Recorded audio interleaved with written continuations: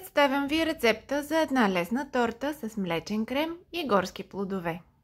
Получава се толкова вкусна, че човек не може да изяде само едно парче. За приготвянето на блата, 2 яйца се разбиват с 100 г захар.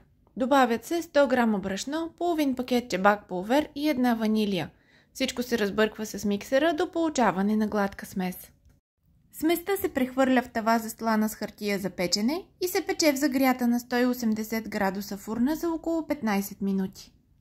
За крема е необходим желатин, който се разтваря в няколко супени лъжици вода и се оставя да набъбне.